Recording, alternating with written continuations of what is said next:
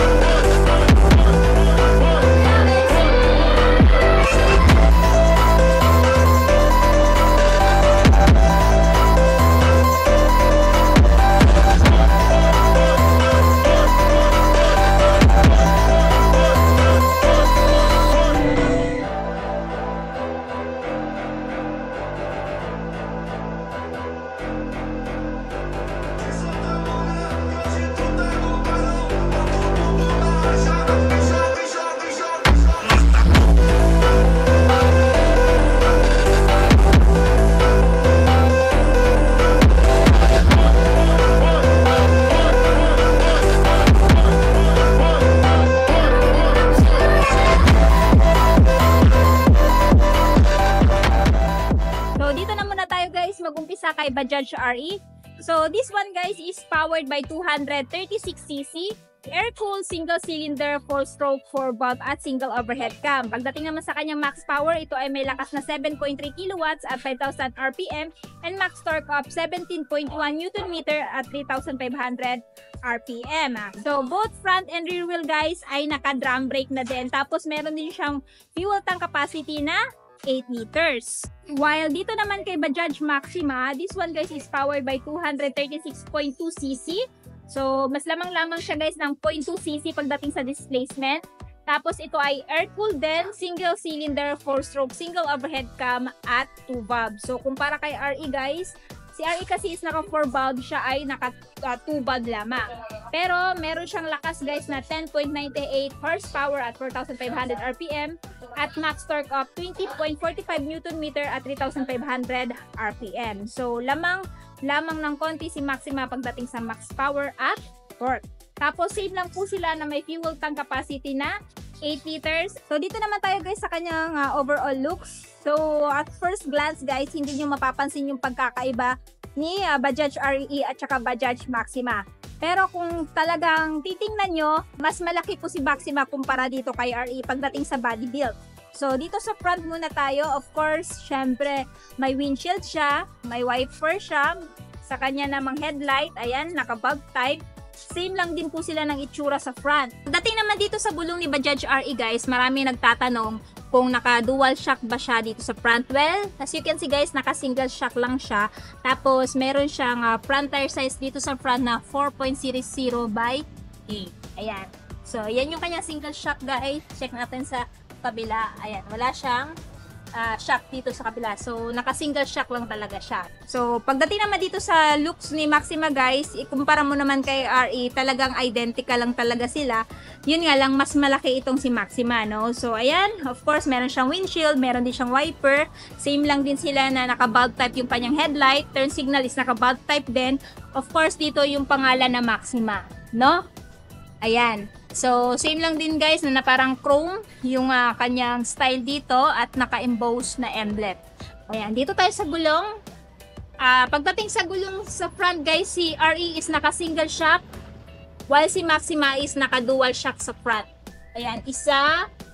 Tapos ito yung ikalawa. Tapos this one guys ay mayroong front tire size sa front na 10.00 by 10. So, kumpara kay RE guys, mas malaki yung front wheel ni Maxima, no? And then, pagdating naman sa transmission nito kay Bajaj RE, meron siyang 4-speed and 1 reverse manual transmission. Same lang din sila ni Maxima na merong 4-speed, forward at 1 reverse at manual transmission. Ayan, so dito na tayo guys sa gilid. Ito yung side profile ni Bajaj RE. Ayan. So, dito naman tayo dumako guys sa handlebar or dito sa front dashboard ni Bajaj RE. So, of course, meron siyang pang MP3 na kung saan pwede mo lagyan ng SD card or USB para sa ganon habang namamasada kayo, hindi kayo naboboard. Dalawa kasing speaker niya. Ayan. Tapos, dito naman, ito yung kanyang analog type na dashboard. Tapos, nandito nakalagay yung fuel indicator niya. And pagdating dito guys, meron siyang pocket din. Meron din siyang pocket dito guys. Ayan. Tapos, ayan, mechanical key pa rin yung gamit sa kanyang ignition, no? Tapos, nandito yung kanyang hazard light button. Ayan. And dito naman, nandito yung kanyang turn signal light button, high beam, low beam. Ito yung sa wiper naman. Ayan. Tapos, ito yung park light, tsaka yung horn. Tapos, nandito yung kanyang transmission guys, na 4 speed. Tapos, pagdating dito, ito yung parang magpapaandar sa kanya. Ito. Ayan, kumbaga para siyang kickstart, no? Dito kay RE. Tapos, ito yung kanyang pedal. Brake pedal. Ayan. Then, pagdating naman sa kanyang mga side mirror, ayan guys, pwede mong i-fold kung hindi mo na ginagamit. Ayan. Tapos dito, meron din siyang pocket dito na kung saan pwede mong ilagay yung mga papers mo. Ayan. Diba? Pwede mo ilagay dyan yung papers nitong Bajaj RE. Pero if I were you, photocopy lang yung dalhin nyo guys, wag original. Tapos meron din siyang light dito para pagkagabi, mailawan kung ano man yung ginagawa mo. Tapos, meron din siyang light dito guys. So, gamit na gamit yan pagkagabi. Tapos, meron din siyang hawakan dito. If ever may pasahero ka. Tapos, dito uupo. Ito yung kanyang hawakan. At meron din dito. Ayan. So, kasya dito guys. Kahit na tatlo kayo dito sa front. So, ito yung position ko. Kung halimbawa ako yung driver, no? Tapos, pwede umupo dito yung isa. At pwede din naman yung dito yung isa. Ayan, bali, pwede tatlo. Depende pa rin sa body size ninyo or sa size ng mga pasahero ninyo. So, ayan. So, meron din siya lagayan dito guys ng bottled water. So, etong si Bajaj RE guys, ay meron ding compartment. Tapos, meron din siyang spare tire. If ever naplatan kayo, ayan, goods na goods na merong ganito, parang sa ganon, hindi na kayo saan maghahanap ng tire. Dahil meron na kayong spare tire, tapos nandito yung battery niya. So, pwede mo din tong iangat ng ganyan. And for me, goods na may extended na seat dito, parang sa ganon, marami kayong maikarga or maisakay na pasahero. Ayan. Ayan, generous na din yung kanyang seat guys. Ganito din yung texture ng kanyang seat. Ayan, and for me, comfy naman pag halimbawa uupuan dito sa front. Tapos, ito yung kanyang, ano guys, yung kanyang bubungan. So, naka-leather type dito. Pagdating naman dito, para siyang tela. And, as I can feel naman, pagdating naman sa kanyang texture, makapal naman yung pagkakagawa ng tela niya guys. Ayan. Tapos, ito yung frame niya para ma-mold yung kanyang bubungan. So, dito naman tayo dumako kay Bajaj Maxima guys. Ito yung side profile niya. At as you can see, di hamak na mas malaki talaga siya kumpara kay RE. Sa pangalan pa lang ng Maxima, no, mas malaki talaga yung kanyang overall, no, body structure. So, dito muna tayo guys, dumako sa kanyang dashboard at handlebar. So, same lang naman sila, naka-analog dito. So, nandito yung speedometer, odometer, same lang sila. Tapos, nandito yung fuel gauge indicator. Syempre, yung pangalan niya na Bajaj. Meron din siyang MP3 guys na pwede pagsaksakan ng SD card or USB. Para sa ganun, habang namamasada kayo, hindi kayo maboard. Dalawang speaker din niya, same lang din kay RE, no? Ayan. Tapos, of course, nandito yung kanyang wiper button, park light, horn. Tapos, nandito yung kanyang high beam, low beam, turn signal button. Ayan, naka-mechanical key pa rin yung gamit.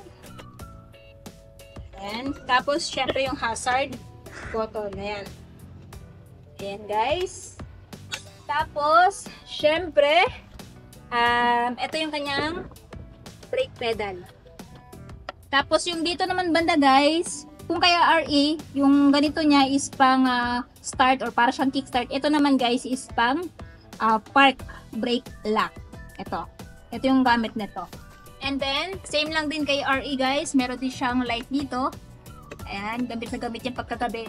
At pwede nyo din paglagyan ng ORCR nyo dito. Photocopy lang guys, or kung ano pa yung mga gamit na gusto nyo ilagay dito. Ayan. No? Tapos, ito yung kanyang side mirror guys. Pwede nyo i-fold kung hindi nyo na ginagamit. Para sa ganun, hindi madaling masabit. Ayan, tapos pwede kayo maglagay dito pa ng ibang mga gamit ninyo. Pwede nyo i-lock. Ayan. Tapos, sa seat naman, as you can see, mas malapad yung seat ni RE. So, ito kasi kay Maxima, isa lang. No? Kay RE kasi, medyo malapad, tapos meron pang spare dito. So, para sa akin, mas goods na goods yung kay RE, kasi pwede ka magsakay ng dalawa pang pasahero. Pero, depende pa rin sa size. Itong kay Maxima kasi guys is, ayan, isa lang. Nandito talaga sa pinaka-center yung kanyang upuan. No? Naka-leather type din, guys. Ganito yung texture din ng kanyang leather type sa front. Same lang din sila kakapal. No? So, it's a type pagdating sa kanyang cushion at saka sa seat cover. So, check natin dito sa ilalim. Meron din siyang spare tire. So, pantay lang. Nandito din yung kanyang battery. So, hindi ka na mangangamba guys kung saan ka maghahanap ng tire if ever naplatan ka kasi meron siyang free spare tire. Meron din itong seat belt guys. Same lang din kay RE. Meron din seat belt. Ayan. Meron din siyang hawakan dito. So, if ever gusto mo pang magpangkas ng pasahero dito, pwede siyang mawak dito. O, kumpara kay RE guys, si RE kasi may dalawang ganito side by side, pero kay Maxima dito lang banda sa left side merong hawakan. So ayan, pagdating sa kanyang front seat, mas advantage ang kay RE kasi pwede kang magsakay ng dalawa pang pasahero, pero depende pa rin sa size. Dito kasi kay Maxima, ayan, isa lang, yung mismong driver lang. Depende na lang guys kung meron ka pang gustong iangkas na bata na pasahero, pwede pa rin naman. Pero for me, mas advantage yung kay RE pagdating sa front seat. So, ayan guys, meron din siyang, ayan, lagayan dito ng bottled water. No? Same lang kay RE. Dito naman tayo guys sa bubungan ni Bajaj Maxima. As you can see, kakaiba yung style ng kay RE kasi may mga design. Ito is plain lang. So, makapal din yung tela guys na ginamit dito. Naka-leather type din. Ayan, naka-leather type black. And, ayan, for me, goods na goods. Dahil hindi putyo-putyo yung ginamit na tela para sa bubong ni Maxima. Ayan, meron na din siyang frame para mahulma yung bubungan niya. No? Nice. So, dito naman tayo guys sa bandang likuran. Ito yung para pintuan ni RE. Ayan, angat mo lang para mabuksan mo. Ganyan lang. No? So, ayan guys. So, kasya dito. 3 tao, depende sa size. Pwede din 4 kung mga estudyante lang na maliliit yung iaangkas mo dito sa tri-wheeler nito. Pero kung kagaya ng size ko, pwede 3. Or, depende pa rin guys. No? So, ayan guys, yung kanyang upuan dito sa likod. Tapos, pwede dito ilagay yung mga bagahe. If ever, magsusundo ka. Or yung mga gamit nila, yung pinamalengke nila. Tapos, meron din dito. Ayan. Yun nga lang, hindi siya pwede ma-fold. So, as is lang po yung seat niya dito sa likod. Tapos, meron ding seat belt. No? Tapos, hindi din nabubuksan itong bandang likuran, guys. Ayan. So, ito yung kay RE. As is lang yung kanyang seat. And, for me, goods na goods. Kasya dito, 2-3 pasahero. Depende pa rin. Tapos, meron siyang parang pocket dito, guys. Ayan. Pwede ka din maglagay dito ng papel or pamunas. No? So, CRE pa lang guys, marami ka na ding mailalagay dito. Pero kung gagamitin mo to pang negosyo, pwede rin naman dahil, ayan, marami ka naman ding mailalagay dito. Kasi dito, kung wala kang pasahero, pwede ilagay dito or dito. So, ayan guys, dito naman tayo kay Maxima. While dito kay Maxima guys, since mas malaki nga siya kumpara kay RE, as you can see, malaki talaga yung space niya dito. Maging yung upuan niya dito. So, dito sa bandang likuran, mas lamang si Bajaj Maxima. So, ito yung kanyang door guys. Kailangan mo lang itong iangat para mabuksan to. Ayan. So, pagdating sa seat guys, etong seat kasi ni Maxima, kumpara kay RE, hindi na-fold. Pero itong kay Maxima, na-fold siya. Aside sa, pwede mo itong gawing pang pasada, pwede mo din itong gawing pang delivery. No? So, pwede mo siyang i-fold ng ganyan. Ayan. Tapos, Ayan. O, di ba? Pwede ka maglagay ng karton dito, pwede din dito. Pwede mo din ito i-fold. So, mas full compact siya kay RE. Ayan. Si RE kasi talagang mainly ginawa siya for pang commute, no? Pang pasada. While itong si Maxima, pwede mo din itong gamitin tri-wheeler na to pang negosyo. So, ito yung advantage kay Bajaj Maxima dahil malawak yung kanyang likod. Pwede mapaglagyan ng mga gamit mo or pwede naman paglagyan ng mga pinamili ng pasahero mo kasi pwede siyang umupo dito, ganyan. Tapos dito yung mga bagahe niya. Ayan. Or other way around, pwede siyang sumakay dito. Ayan, pwede siyang sumakay dyan. At ito naman yung i-fold. Kung marami talaga siyang pinamili or pinamalengke. Ayan. So, diba? Napakaganda.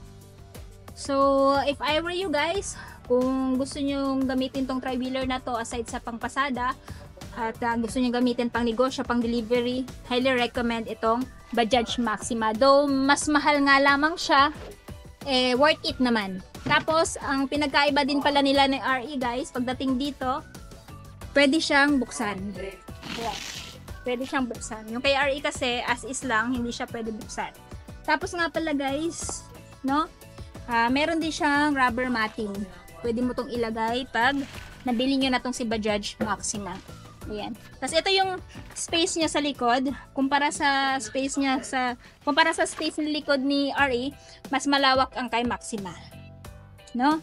Ayan. Tapos medyo malalim pa. Ayan guys. O, diba?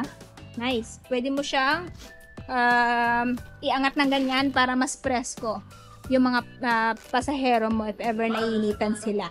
Or else naman pag umuulan, ibaba mo lang. Yan. O, diba? Depende kung anong gusto mong trip dito kay Bajaj Maxima. So, dito naman tayo guys sa likod. Ayan. So, sa tail light, same lang sila guys na naka-bulb type. Turn signal is naka-bulb type pa rin. Yan.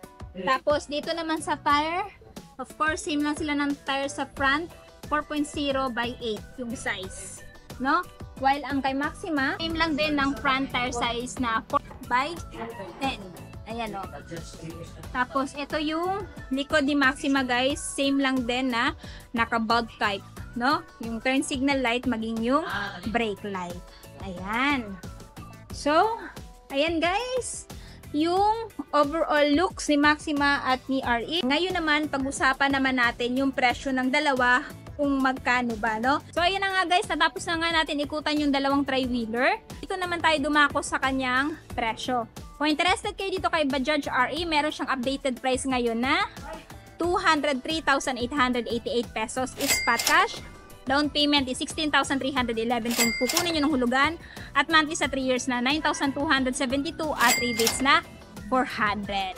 Ayan. Pero kung si Bajaj Maxima naman yung gusto mong kunin, ito ngayon guys may presyong 242,888. Down payment is 19,431 kung kunin mo ng installment at monthly sa 3 years na 10,381 at rebates na 400. Meron silang price difference ni Bajaj RE na ayan, 39,000 pesos. Ayan, so ayan guys, alin sa dalawa yung gusto nyong bilhin? Just comment down below. So ayun na nga guys, natapos na natin ikutan yung dalawang tri-wheeler. Alin sa dalawang tri-wheeler na nabanggit ko sa video nito yung natitipuhan yung bilhin ngayong taon? Paki-comment naman sa baba. At syempre guys, kung may mga questions pa kayo regarding sa mga tri-wheeler na napakita sa video nito, paki-comment na din sa baba or please follow my Facebook page, TikTok at Instagram, Langga Gail. Parang sa ganun kung hindi kayo masagot dito sa platform dito sa YouTube, ay masagot ko naman kayo sa aking ibang platform. So, ayan. I hope nagustuhan nyo po itong video na to. At kung nagustuhan nyo, please don't forget to like, subscribe, comment, share. Ride safe and peace out!